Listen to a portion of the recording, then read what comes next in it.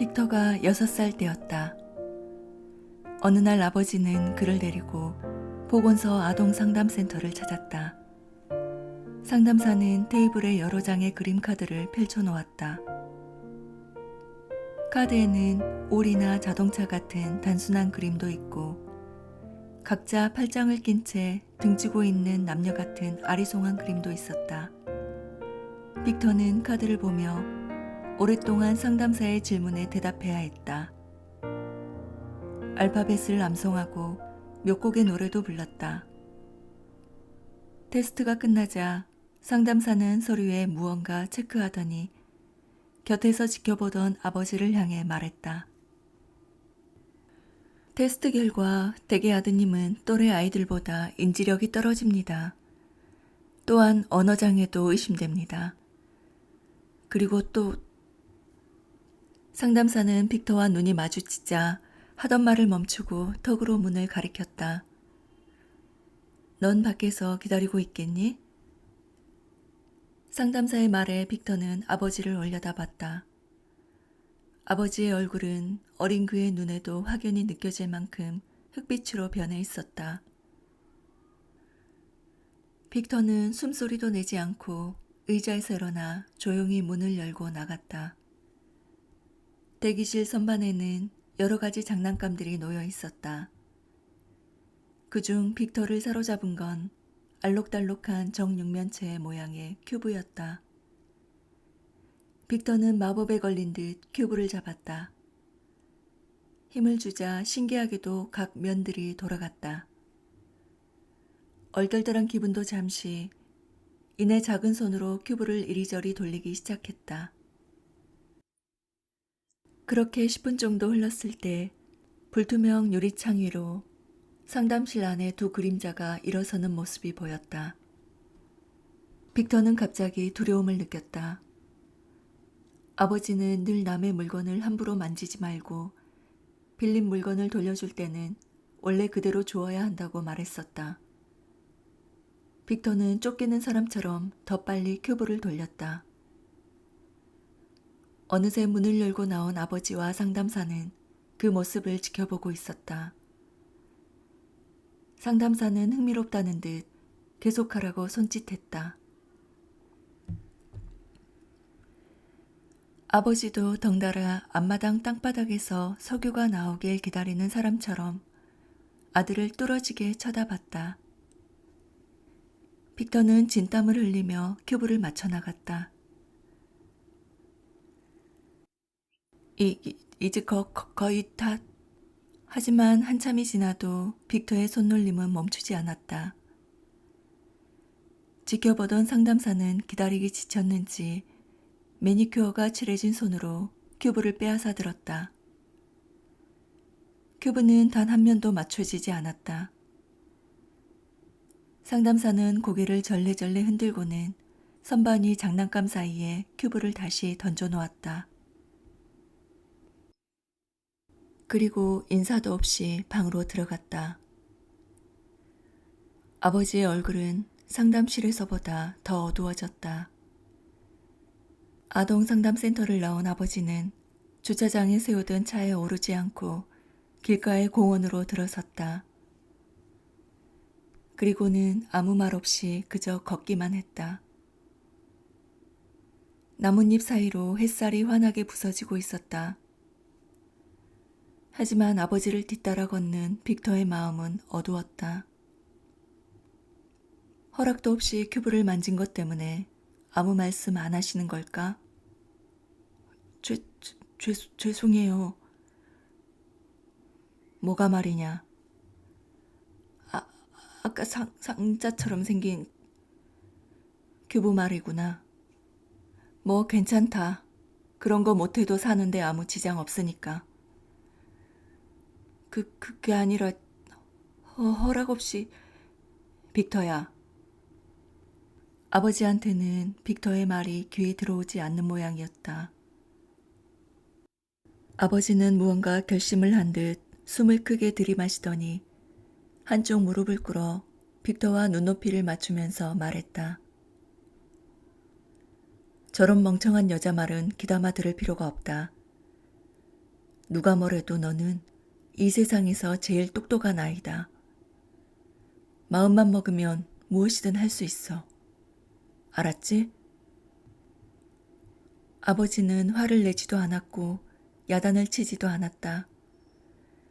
빅터는 아버지의 말을 제대로 이해하지 못했지만 어쨌든 고개를 끄덕였다. 아버지는 매점에서 아이스크림을 사주고는 혼자 호숫가로 걸어갔다. 그 모습이 어쩐지 보이지 않는 짐을 지고 있는 것만 같았다.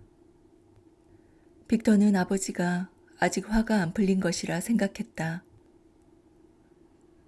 다시는 함부로 만지지 않을게요. 아버지는 호수 앞에 무겁게 서 있기만 했다. 그래도 큐브는 돌려놓으려고 했어요. 원래대로 처음 모양 그대로. 아버지는 미동도 없었다. 빅터는 혀로 입 주위를 핥았다. 안절부절 못한 채 이리저리 시선을 돌리던 빅터는 실눈을 뜨고 하늘을 바라보았다. 파란 하늘 위에 햇살이 눈부셨다. 그때 빅터는 알지 못했다. 큐브는 강면을 같은 색깔로 맞춰야 한다는 사실과 공원에서 했던 아버지의 말씀이 옳았다는 사실을. 안타깝게도 빅터는 시간이 한참 흐른 뒤에야 그 사실들을 깨닫게 되었다. 빅터가 스쿨버스에 오르자 더프가 꾸억꾸억 돌고래 흉내를 냈다. 실제로 돌고래가 그런 식으로 우는지는 잘 모르지만 어쨌든 아이들을 웃기는 데에는 효과 만점이었다. 스쿨버스 안에서 폭소가 터졌다. 아무리 재미없는 농담이라도 더프의 입에서 나오면 반응이 좋았다. 더프는 운동을 잘하고 머리도 좋고 쾌활한 데다 얼굴도 잘생겼다. 빅터는 수치심에 얼굴이 벌겋게 달아오른 채 자리를 잡기 위해 기웃거렸다.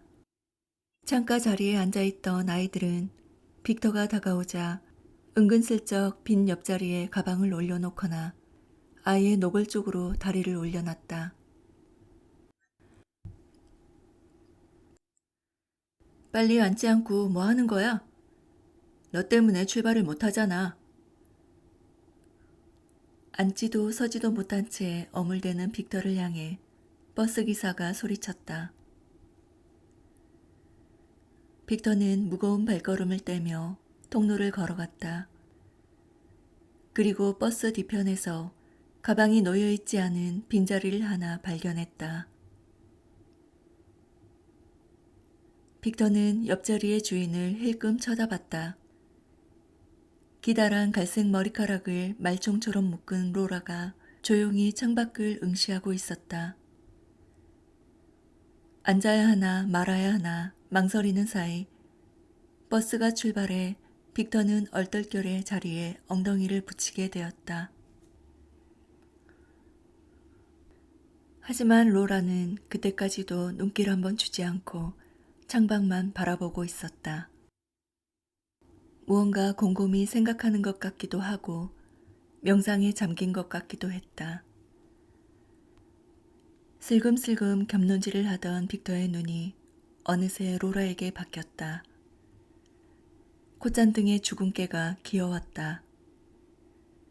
그리고 긴 속눈썹 아래로 빛나는 파란 눈동자가 살짝 보였다. 빅터는 로라가 푸른 눈동자를 지녔다는 사실을 처음 알았다. 이렇게 가까이에서 바라본 적이 한 번도 없었기 때문이다. 갑자기 빅터의 가슴이 콩닥거렸다. 뭘 보니? 석상처럼 앉아있던 로라가 거슬린 듯 눈을 흘겼다. 빅터는 뜨거운 양철에 댄 것처럼 화들짝 놀랐다. 고마워, 로라. 도대체 나한테 뭐가 고맙다는 거니? 옆자리 앉게 해줘서. 난 이 버스의 주인이 아니야. 빈자리에 앉는 건 너의 당연한 권리야. 차가운 목소리였다. 그래도 빅터는 로라와 대화를 한다는 사실에 적잖이 흥분됐다. 빅터는 친구가 없어서 늘 혼잣말을 중얼거려야 했기 때문이다. 빅터는 마른 침을 삼키고 천천히 입을 떼었다. 예전에 흑인은 버스에 못 앉았대. 또 여자는 투표권이 없었대. 그리고 로마 시댄 도대체 무슨 소리를 하는 거야? 로라는 어이없다는 표정으로 바라보다 쌀쌀맞게 고개를 돌렸다. 빅터는 고개를 숙였다. 당황할 때면 늘 그렇듯 손가락이 제멋대로 꼼지락거렸다. 혹시 나 때문에 화난 거라면 미안해. 어찌할 바를 모르고 애초롭게 말하는 빅터를 향해 로라가 쏘아붙였다. 너 정말 구제불능이구나. 대화는 그렇게 끝이 났다. 로라는 답답한 듯 크게 숨을 들이키고는 그대로 창가로 고개를 돌렸다. 빅터는 의기소침하게 등을 구부렸다. 한동안 떨리는 손가락만 바라보고 있던 빅터의 눈길이 어느새 저도 모르게 로라를 향했다. 한 뼘쯤 열린 창으로 훈풍이 불어왔다. 로라의 갈색 머리카락이 바람을 따라 간지럽게 흩날렸다. 햇빛에 반짝이는 머릿결이 꼭 금실 같았다. 어서 오렴. 로라가 현관문을 열고 들어서자 어머니가 웃으며 맞았다. 맛있는 냄새 나지? 오늘은 우리 못난이가 좋아하는 애플파이를 했지? 가족들은 로라를 못난이라 불렀다. 기억나지 않을 정도로 어렸을 때부터 그렇게 불렀던 것 같다. 그러다 보니 그 애칭이 너무 자연스러워 오히려 이름을 불릴 때가 더 낯설었다. 간혹 남들 앞에서 못난이로 불릴 때는 창피하기도 했지만 그렇다고 로라가 그 일로 가족을 원망한 적은 없었다. 할 수 없지 뭐. 못났으니 못난이라 불리는 걸. 로라는 거실에서 신문을 읽는 아버지를 발견하고 도망치듯 2층으로 올라갔다. 아버지의 헛기침 소리가 들렸지만 모른 척했다. 방에 들어온 로라는 주머니에서 열쇠를 꺼내 책상 서랍을 열었다. 서랍 안에는 2개의 보물이 들어있었다. 첫 번째 보물은 돈을 모으는 깡통이었다. 로라는 단돈 1센트라도 생기면 여지없이 깡통에 돈을 집어넣었다. 성형수술을 하기 위해서는 돈이 필요했다. 특히 LA에서 수술을 받으려면 거금이 있어야 했다. 로라는 헐리우드 주변에 솜씨 좋은 성형외과 의사들이 모여 있다고 잡지에서 본 적이 있었다.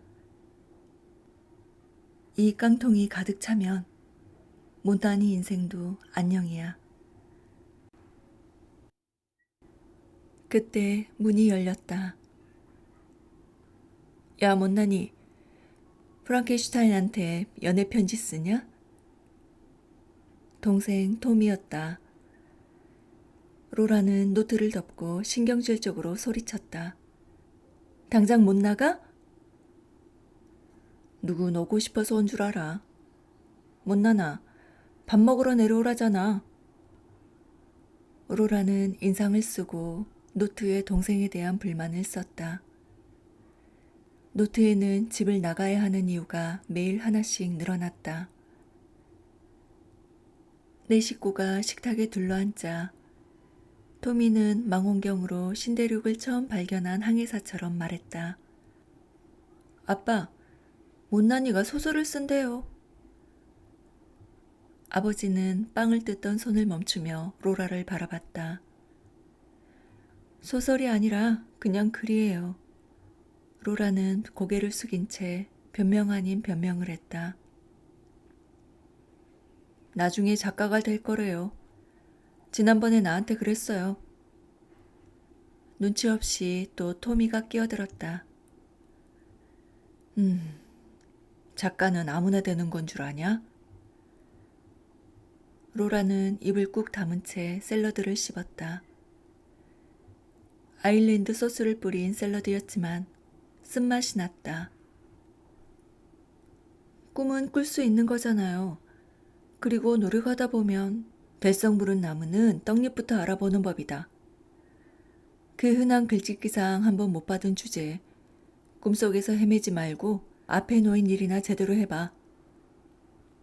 참, 내일 바자회에서 팔 레모네이드 준비는 잘 돼가는 거냐?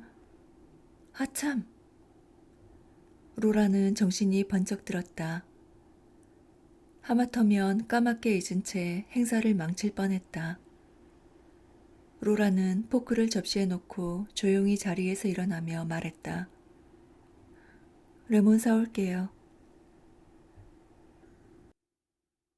언덕 위 교회의 하얀 십자가 위로 노을이 붉게 물들고 있었다. 아무도 없는 텅 빈 교회 앞마당에는 귀뚜라미 소리만 들려왔다. 로라는 레몬 바구니를 옆에 내려놓고 두 개가 나란히 걸린 그네에 앉았다. 그리고 석양을 멍하니 올려다 보았다. 난 왜 이렇게 못났을까? 로라는 자신이 한심해서 견딜 수가 없었다. 공부, 재능, 외모, 끈기에 기억력까지 무엇 하나 제대로 갖춘 게 없었다. 로라는 영화 속 주인공처럼 살고 싶었지만 현실적으로는 특별한 존재들의 들러리밖에 되지 못하리라고 직감했다. 로라는 한숨을 내쉬며 그네에서 일어났다. 머리 위로 커다란 십자가가 보였다. 눈물을 글썽이며 십자가를 향해 몇 걸음 앞으로 걸어나가 천천히 무릎을 꿇었다. 왜 저는 이 모양일까요? 저도 특별한 사람이 되고 싶어요. 아름다운 사람이 되고 싶어요, 하느님. 저를 아름답게 만들어주세요. 제발 제게 능력을. 그때 어디선가 인기척이 들렸다. 로라는 깜짝 놀라 무릎에 묻은 흙을 털고 일어나 조심스레 주위를 살폈다. 거기 누구 있어요? 자세히 보니 어둑어둑해진 풀숲의 나무 뒤편에 누군가 있었다.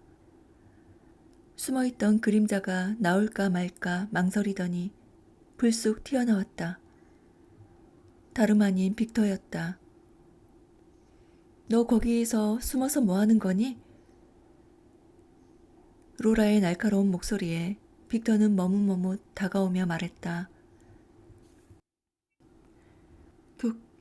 교회에서 무료로 식료품을 주는 날이라서 아버지를 기다리고 있었어. 아버지는? 회당에. 우리 집은 가난해서 기도할 게 많거든. 로라는 주차장에 세워진 고물 트럭을 확인했다. 나도 기도할 게 많아. 그러니까 방해하지 말아줄래? 무슨 기도를 하려고? 몰라도 돼. 로라는 차갑게 대답하고 그네에 앉았다. 빅터는 머리를 긁적이며 주위를 서성였다. 로라는 빅터한테는 시선도 주지 않은 채 옆에 있는 빈 그네를 보며 말했다. 타고 싶으면 타. 여긴 자유국가니까. 고마워. 빅터는 한박 미소를 지으며 옆 그네에 올라탔다. 스쿨버스의 일을 다 잊어버린 것 같았다. 그네에 몸을 맡긴 소년과 소녀의 얼굴도 노을빛을 받아 붉게 물들어 있었다. 그네를 앞뒤로 흔들며 하늘을 바라보던 로라가 말했다. 노을 참 예쁘다. 로라를 따라 하늘을 바라보던 빅터가 말했다. 너도 예쁘잖아. 그 말에 로라가 그네를 멈추고 빅터를 쏘아봤다. 뭐? 너 지금 나랑 농담하자는 거니? 날카롭게 날이선 로라의 눈빛에 빅터는 흠칫 놀라 멈춰섰다. 너 농담 아니야. 조금 전에 네가 노을 아래 기도하는 모습은. 빅터는 정확한 단어를 찾으려는 듯 미간에 주름을 잡았다. 아름다웠어. 순간 로라는 머릿속이 하얗게 변했다. 지금껏 단 한 번도 아름답다는 말을 들어본 적 없던 로라는 조금 전 자신의 기도를 빅터에게 들킨 것 같아 수치심을 느꼈다. 너... 한동안 당황해 말을 잇지 못하던 로라는 이내 얼굴이 빨갛게 달아올랐다. 이유를 알 수 없었지만 부끄러움보다 분노의 감정이 해일처럼 몰려왔다. 쑥스러운 비밀이 탄로나자 극도의 모멸감을 느낀 것이다. 너 지금 사람 약 올리니? 어떻게 나한테 그런 말을 할 수가 있어? 다시는 내 눈앞에 나타나지 마. 알았어? 이 바보 자식. 로라는 그네 줄을 뒤로 출렁 밀치고 일어났다. 그리고 레몬이 가득 든 바구니를 품에 안은 채 언덕을 성큼성큼 내려갔다. 초저녁 어스름 아래 빈 그네와 빅터의 굽은 어깨만이 쓸쓸히 남겨졌다.